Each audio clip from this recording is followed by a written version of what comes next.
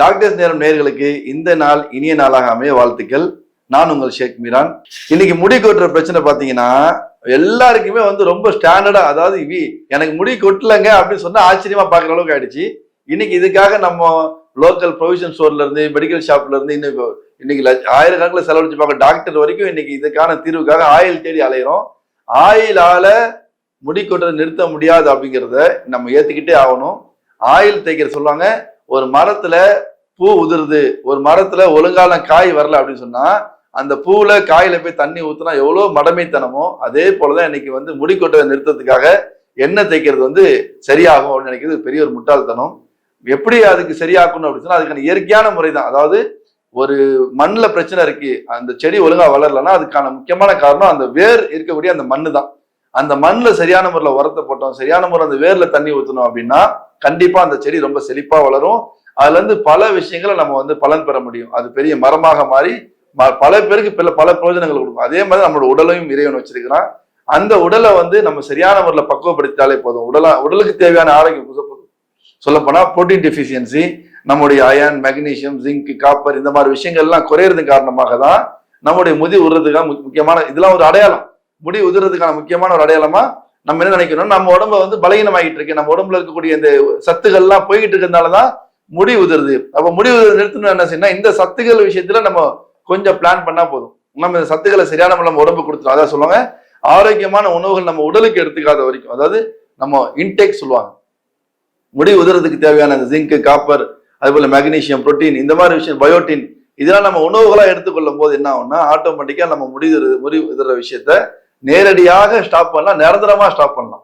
அதாவது வழுக்குதலை இருக்கிறவருக்கு முடி வளரணும் அப்படின்னாலும் இதுல கிட்டத்தட்ட ஒரு 50% சாத்தியம் இருக்கு.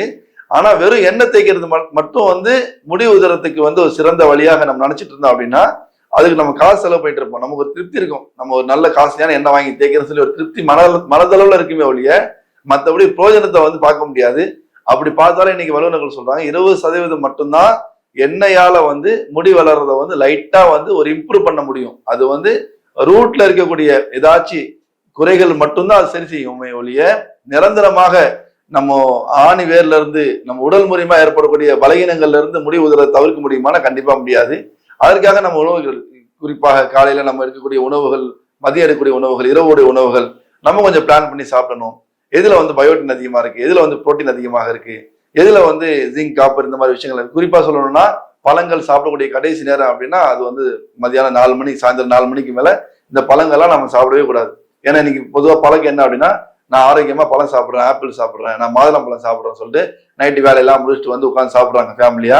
இந்த மாதிரி நேரங்கள் பழம் சாப்பிட்றது மூலியமாக எந்த விதமான அளவும் கிடையாது. ஏன் அப்படின்னா இந்த நேரங்கள்ல அந்த பழத்துடைய சத்துக்களை உடல் அப்சர்வ் பண்ணாது. எப்படி நம்ம காலையில ஒரு மாதிரி இருப்போம், மதியானம் ஒரு மாதிரி, நைட்டு ஒரு மாதிரி. ஒரு மனிதன் எப்படி இருக்கிறாரு, ஒரு மரத்தை பாருங்க, செடியை பாருங்க, ஒரு பூ பாருங்க, காலைல பூக்கும், சாயந்தரம் பாத்தீங்கன்னா மாலையில பூக்கும், பால்ல அப்புறம் பாத்தீங்கன்னா மொட்டா மாறிடும். ஏன், ஒவ்வொன்றுக்கும் ஒரு தன்மை இறைவன் வச்சிருக்கலாம். அந்த தன்மையை நம்ம மாற்ற முடியாது. நம்ம உடலுக்கு தேவையான சத்துக்களை இந்தந்த சத்துக்களை இந்த நேரத்துல எடுக்கணும் அப்படிங்கிறது உடலுக்கு ஒரு ப்ரோக்ராம் இருக்கு, ஒரு சாஃப்ட்வேர் மாதிரி. அந்த ப்ரோக்ராம் நம்மளால மாற்றவே முடியாது. நீங்க நல்ல நல்ல ஆரோக்கியமான பழங்கள் சாப்பிட்டாலும் அதுக்குன்னு ஒரு நேரம் இருக்கு.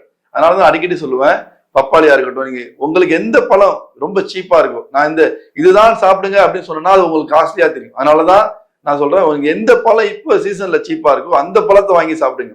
காலைல ஒரு 5 இட்லி சாப்பிட்ற பழக்கம் இருக்கா, 5 இட்லிக்கு பதில் 2 இட்லி சாப்பிட்டு 3 இட்லிக்கு பகரமாக ஒரு செவ்வாழை பழம் சாப்பிடுங்க, இல்லை சொன்னா பப்பாளி பழம் சாப்பிடுங்க, இல்லை சப்போட்டா பழம் சாப்பிடுங்க, சீத்தா பழம் சாப்பிடுங்க. ஏதாச்சும் ஒரு பழம், உங்களுக்கு எந்த பழம் இன்னைக்கு சீப்பா இருக்கோ, சீசன்ல இருக்கோ அந்த பழத்தை வாங்கி சாப்பிடுங்க. அதே போல தேங்காய், இன்னைக்கு பக்கத்துல இருக்கக்கூடிய கேரளா பாத்தீங்கன்னா அவ்வளவு ஆரோக்கியமா இருக்காங்க. அவங்க முடியெல்லாம் பாத்தீங்கன்னா அப்படியே பின்னாடி வரைக்கும் ஆண்களுக்கு பெண்களுக்கா இருக்கட்டும் அவ்வளவு அழகா இருக்கு பாக்குறதுக்கு. காரணம் என்ன, அவங்க சாப்பிடக்கூடிய முக்கியமான உணவு தேங்காய். இன்னைக்கு தேங்காய் நான் பொதுவாக ஒரு மைண்ட் செட் இருக்கு, சீப்பா ஒரு பொருள் கிடைச்சா அதுல சத்து இருக்காது அப்படிங்கிற ஒரு மைண்ட் செட் இருக்கு. அப்படிலாம் கிடையாது. தேங்காய் அவ்வளோ ஒரு அசாதாரணமான ஒரு இயற்கை இறைவனால் கொடுக்கப்பட்ட ஒரு மிகப்பெரிய பொக்கிஷனே சொல்லலாம். அவ்வளவு பெரிய நலவு இருக்கு அந்த தேங்காயில. அந்த தேங்காவை நீங்க அறுத்து சாப்பிடணும், பாலா சாப்பிடணும்னு சொல்ல வரல, சும்மா அப்படியே எடுத்து கடிங்க. எப்படி நம்ம வடை சாப்பிட்றோமோ, மசாலோட சாப்பிட்றோம்ல, அந்த மாதிரி பழக்கம் நமக்கு வந்துருச்சுல. நம்ம காலைல எஞ்சா டீ சாப்பிடணும், வடை சாப்பிடணும் அப்படிங்கிறது இன்னைக்கு பாத்தீங்கன்னா டீ கடையில் ஒரு பெரிய குரூப் உட்கார்ந்து இருக்கிறாங்க. அதே போல ஜிம்முக்கு போயிட்டு வரவங்க பாத்தீங்கன்னா ஒரு பெரிய குரூப் பாத்தீங்கன்னா ஜூஸ் கடையில நிக்கிறாங்க. இந்த மாதிரி ஒரு பழக்கம் நமக்கு இருக்குல்ல, இது நல்ல விஷயம். அதாவது ஜூஸ் சாப்பிட்றது, பழங்கள் சாப்பிட்றது நல்ல விஷயம். அந்த மாதிரி ஒரு பழக்கமா நீங்க கொண்டு வாங்க. இந்த மாதிரி தேங்காய் சாப்பிடுறது. தேங்காய் நீங்க பத்தியா இல்லை துண்டு துண்டு, உங்க ஒவ்வொரு ஊர்ல ஒரு பாஷை இருக்கு. சென்னையில பாத்தீங்கன்னா பத்தன்னு சொல்லுவாங்க, ஊர்கள்ல பாத்தீங்கன்னா துண்டுன்னு சொல்லுவாங்க. அந்த துண்டுகள் போட்டு வச்சு அப்பப்போ, ஏன்னா ரொம்ப நேரம் நிக்காது, கெட்டு போயிடும் அது. அது ரொம்ப நேரம் இல்லாம ஒரு 3 ஹவர் 4 ஹவருக்குள்ள அது கடிச்சு மென்று சாப்பிட்டாலே போதும். அவ்வளோ இயற்கையான உங்களுக்கு ஒரு மருத்துவம் உடம்பு கொடுத்தா மாதிரி அது உங்களுக்கு முடி வளர்றதுக்கு ஒரு பெரிய சப்போர்ட் பண்ணும்.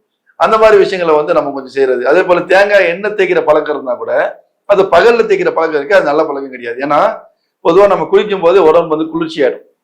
உடல் குளிர்ச்சியானா பொதுவா வந்து நமக்கு உடல்ல வந்து ஒரு ஒரு அப்படியே ஃப்ரீயா இருக்கும், கண்ணு ஆட்டோமேட்டிக்கா மூடும். அதனால பாத்தீங்கன்னா காலைல வேலைக்கு போறவங்க, இந்த பஸ்ல உட்காந்துலாம் போறவங்க பாத்தீங்கன்னா தூங்கிட்டே போவாங்க. காலைல சுறுசுறுப்பா இருக்கணும், தூங்கிட்டு போறதுக்கு காரணம் என்னன்னா உடல் குளிர்ச்சி. அப்ப இந்த உடல் குளிர்ச்சி எப்ப கொடுக்கணும்னா நைட்டு கொடுக்கணும்.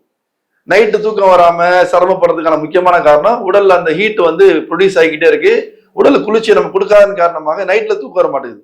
அப்ப நைட்ல என்ன செய்யணும், தலை நிறைய முடிஞ்சா விரல்களால மசாஜ் செஞ்சு தலை நிறைய எண்ணெய் தேய்ச்சி, அதிகமா முடிஞ்சா நீங்க தேங்காய் எண்ணெய் தேய்ங்க, ஆலிவ் ஆயில் தேய்ங்க, ஏன் விளக்கெண்ணெய் கூட தேய்க்கலாம். இந்த மாதிரி எண்ணெய்கள் மூலியமாக உடல்ல ஒரு பெரிய குளிர்ச்சி ஏற்படும். நைட்ல அந்த மாதிரி நல்ல குளிர்ச்சி கொடுத்து நல்ல டீப் ஸ்லீப் உங்களுக்கு கிடைச்சிருச்சுன்னா காலையில நீங்க குளிச்சா கூட ஃப்ரெஷ்ஷா இருப்பீங்க, ஆக்டிவா இருப்பீங்க. அன்னைக்கு நாள் ஃபுல்லா சூப்பரா இருக்கும். அப்ப முடி வளர்றதுக்கு முக்கியமான விஷயம் எண்ணெய் தேய்க்கிறது. நீங்க எடுத்துக்கிட்டா கூட அந்த எண்ணெயை நைட்ல தேய்ச்சி பழங்குங்க. நைட்ல தேய்க்கிறது மூலியமாக நம்ம முழு உடல்லயும் ஒரு பெரிய ஒரு குளிர்ச்சி, ஒரு நல்ல நிலைமை, ஒரு சொல்லுவாங்க சமமான ஒரு நிலைமைக்கு நம்மளோட உடல் வரும். அந்த சமச்சீர் தான் வந்து நம்மளோட உடல்ல ஒரு ஆரோக்கியத்தை கொடுக்கக்கூடியது. அந்த நல்ல தூக்கமும் ரொம்ப முக்கியமான அவசியம். அதே போல வாரத்துல ஒரு நாள் இல்ல வாரத்துல 2 நாள், திங்கள் வியாழன். ஏன் திங்கள் வியாழன்னா நான் சொன்னேன்ல, ஒவ்வொன்றுக்கும் ஒரு முறை இருக்கு. திங்கக்கிழமை வேலைக்கிழமை நம்ம பூமியோடைய சுழற்சிகள்ல ஒரு சிறந்த உடலுக்கு தேவையான ஒரு முக்கியமான நாட்கள். அந்த திங்கக்கிழமை வேலைக்கிழமை நீங்க என்ன செய்யலாம், எண்ணெய் தேய்ச்சி குடிக்கலாம். இல்ல வாரத்தை ஒரு நாள் தான் முடியும்னா திங்களோ வேலைனோ, இல்ல என்னால திங்கள் வேலைலாம் முடியாது, சண்டே தான் முடியினாலும் பிரச்சனை இல்லை. ஆனா இந்த மாதிரி ஏதாச்சும் ஒரு நிலையில என்னுடைய உடலுக்காக நான் கொஞ்சம் நேரம் ஒதுக்கணும். அந்த எண்ணெய் தேய்க்கிறது எனக்கு என்ன செய்யறாங்கன்னா, எண்ணெய் தேய்க்கிறது சினிமால பார்த்தா கூட முதல்ல தலையில ஊத்தி டப்ப டப்பன்னு நடிக்கிறாங்க. சொல்லுவாங்க நவத்வாரங்கள் நம்ம உடம்புல இருக்கு. உடம்புல வந்து சூடு வெளியாகிறதுக்காக எண்ணெய் தேய்க்கிறதுடைய முக்கியமான நோக்கமே என்ன அப்படின்னா, உடம்புல சூட்டை வெளியாக்கணும். உடம்புல சூட்டை வெளியாக்கணும்னா எந்த பக்கமா வெளியாக்கணும்? உதாரணத்துக்கு நம்ம ஒரு விஷயமே பார்ப்போமே, ஒரு அடைப்பு ஒண்ணு இருக்குன்னு சொன்னா அது எந்த பக்கமா அந்த அடைப்பு வெளியே வரா, அது எங்க ஓப்பன் இருக்கு அங்க வெளியே வரும். அந்த ஓப்பன் பக்கமா அடைச்சு வச்சுட்டோம், அடைப்பு வெளியாக்கணும் எப்படி முடியும்? அதே மாதிரி என்ன செய்யறாங்க, தலையில ஃபர்ஸ்ட் எண்ணெய் ஊற்றி டபர் டபர் அடிக்கிறது மூலியமாக முதல்ல என்ன ஆகும்னு சொன்னா, தலையில இருக்கக்கூடிய சூடு ஃபுல்லா ஃபர்ஸ்ட் வந்து கீழே போகும். கீழ் நோக்கி நவது. அந்த சொல்ல போனா முகத்துல மட்டுமே கிட்டத்தட்ட வந்து 7 துவாரங்கள் இருக்கு. அது பக்கமா வந்து என்ன ஆகும்னா முடிஞ்ச அளவு அது வெளியே போக ட்ரை பண்ணும். அந்த நேரத்துல வந்து நம்ம மேல தடவும் போது என்ன ஆகும், அப்படியே அது வெளியாகி அப்படி கீழே தள்ளும். அப்புறம் கீழே நம்ம உடம்பு வந்து ஒரு வேக்கம் பிளாஸ்க் மாதிரி எல்லா சூட்டையும் கீழே தள்ளதுக்கு பிறகு எப்படி நம்ம மேல கொண்டு வர முடியும்? அதனால என்ன பண்ணணும், எண்ணெய் தேய்க்கிறவங்க பாதங்கள்ல தேய்ச்சி பழங்க. பாதம், காலு, முட்டி, அதுக்கப்புறம் தொடை, அதுக்கு பிறகு வந்து கழுத்து வரைக்கும் தேய்ச்சிட்டு ஒரு 10 நிமிஷம் 1/4 மணி நேரம் ஃப்ரீயா விட்டுருங்க. அதுக்கு பிறகு கடைசியா தலையில தேய்ச்சிங்க அப்படின்னா முழுமையான சூடு, உடம்புல இருக்க முழு சூடு என்ன ஆகும், மொத்தமா வந்து வெளியே வந்துடும். உடல் வந்து குளிர்ச்சியை பார்க்கும். இந்த எண்ணெய் தேய்க்கிறதுக்கு, எண்ணெய் தேய்ச்சி குளிக்கிறதுக்கு முடி கொட்டுறது அவ்வளோ சூப்பரா நிறுத்தும். ஏன்னா உங்களுக்கு உடம்புல இருக்கக்கூடிய அந்த சூடு தான். இன்னைக்கு பாத்தீங்கன்னா ஆண்களோட பெண்களுக்கு அதிகமா முடி கொட்டும். காரணம் என்ன? கிச்சன்ல நிக்கிறாங்க. கிச்சன் என்ன இருக்கு, கிச்சன்ல சூடு இருக்கு. இந்த கிச்சன்ல பாத்தீங்கன்னா பெட்ரூம்ல ஏசி போட்டிருப்பாரு, ஃபேன் போட்டிருப்பாரு. இன்னைக்கு பாத்தீங்கன்னா பாத்ரூம்ல கூட ஃபேன் போடுறவங்க இருக்கிறாங்க. ஆனா கிச்சன்ல இருக்கக்கூடிய அந்த தன்னுடைய மனைவிக்கு, மகளுக்கு, தன்னுடைய சகோதரிக்கு, தன்னுடைய அம்மாவுக்கு எந்த விதமான ஏற்பாடு இருக்காது. அங்க ஃபேன் போட்டா அடுப்பு அணைஞ்சிரும் அப்படின்னு சொல்லி, அடுப்பு மட்டும் அணையில நம்மளுடைய பெண்களும் சேர்ந்து அணைஞ்சிக்கிட்டு இருக்காங்க. தன்னோட வாழ்க்கையை சேர்த்து அணைச்சிட்டு இருக்க மாதிரி ஒரு இடம் அது. அந்த இடத்துல கூடிய பெண்களுக்கு சூடின் காரணமாக அந்த முடி கொட்டுது. அப்ப அந்த சூடு குறையணும். அதனாலதான் பாத்தீங்கன்னா பெண்கள் எப்பவுமே டென்ஷனா இருப்பாங்க. பெண்கள் டென்ஷனா இருக்கிறதுக்கு 2 விதமான காரணங்கள். ஒண்ணு, அவங்களுக்கு சரியான தூக்கம் கிடையாது. நல்ல தூக்கம் பெண்களுக்கு ரொம்ப அவசியம். சொல்லுவாங்க ஒரு பைத்தியக்காரனா 10 மணி நேரம் கண்டிப்பா தூங்கியே ஆகணும். ஒரு பெண் அப்படின்னா 8 மணி நேரம் கண்டிப்பா தூங்கியே ஆகணும். ஒரு ஆண் 6 மணி நேரம் தூங்கினா போதும். இப்படி அப்படியே மாற்றமா நடக்குது. பைத்தியக்காரன் தூங்கவே மாட்டான். இன்னைக்கு பைத்தியக்காரன் இருக்கிறதுக்கு முக்கியமான காரணமே அவன் தூங்காத. ஆனால் அவனுக்கு செடேட்டிவ் மாத்திரை கொடுப்பாங்க. அவனுக்கு தூங்க வைக்கிறது தான் மாத்திரையை கொடுப்பாங்க. அவன் தூங்கினா பைத்தியம் சரியாயிடும். அது போல பெண் பாத்தீங்க அப்படின்னா 8 மணி நேரம் தூங்கினா நீங்க என்ன ஆச்சு, ஆண் வேலை எல்லாம் முடிச்சுட்டு வராரு, அவங்க சாப்பாடுலாம் வச்சு அந்த பாத்திரத்தெல்லாம் கழுவி வச்சு ஆண் போய் தூங்கினதுக்கு பிறகு பெண் வந்து தூங்குறாங்க. அதே போல ஆண் எந்திக்கிறதுக்கு முன்னாடி பெண் எந்திரிச்சு எல்லா வேலையும் செய்ய வேண்டிய நிலைமை. அப்ப என்ன ஆகுதுன்னா ஆணோட பெண் கம்மியா தூங்குறாங்க. இது ஒரு முக்கியமான காரணம். அவங்க எப்பவுமே டென்ஷனா இருக்கிறதுக்கும் முடி கொட்டுறதுக்கும். அவங்க நல்ல தூக்கம் ரொம்ப அவசியம். இல்ல கொஞ்ச நேரத்திலேயே அவங்க தூக்கம் முழுமையாகணும்னு சொன்னா அந்த டீப் ஸ்லீப் தேவை. அதுக்காக ஒரு விஷயம் கூட என்னன்னா, ஜாதிக்காய், முருங்கை விதை, இந்த மாதிரி விஷயங்களை பவுடர் நீங்க சம அளவுல அரைச்சு வச்சு ஒரு சாயந்தரம் ஒரு 6 மணி 7 மணிக்கு மேல இது ஒரு இது ஒரு சொல்லுவாங்க டீஸ்பூன் சொல்லுவாங்க, அதாவது தேக்கரண்டி சொல்லுவாங்க. அது கிட்டத்தட்ட ஒரு 2.5 கிராம் தான் அதுல பிடிக்கும்.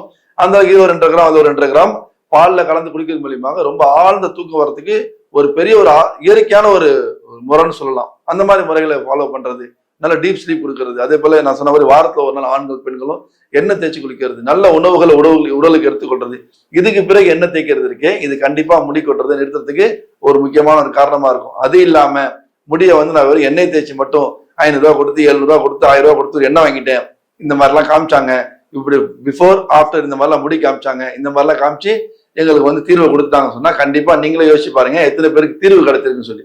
வேணா திருப்தி கிடைக்கும். நம்ம முதல்ல சொன்னது போல காஸ்ட்லியான எண்ணெய் யூஸ் பண்ண சொல்லி பெருமையா சொல்லிக்கலாமே ஒழிய, தீர்வுங்கிறது நான் சொன்னது போல நம்மளுடைய மண்ணில இருந்தே நம்ம பார்க்கணும். ஒரு செடிக்கு என்ன ட்ரீட்மெண்ட்டோ அதே ட்ரீட்மெண்ட் தான் நம்மளுடைய மனித உடலுக்கும். அந்த மாதிரி ட்ரீட்மெண்ட்டை பார்த்து, அந்த மாதிரி தீர்வை பார்த்து ஒவ்வொருத்தரும் அந்த தீர்வுகள்ல சந்தோஷம் அடையும் போது எங்களுக்கும் அது கமெண்ட் மூலியமா சொல்லுங்க. அதை நீங்க வெற்றி அடையும் போது அந்த சந்தோஷம் உங்களுக்கு மட்டுமில்ல, அது எங்களுக்கும் தான். நன்றி.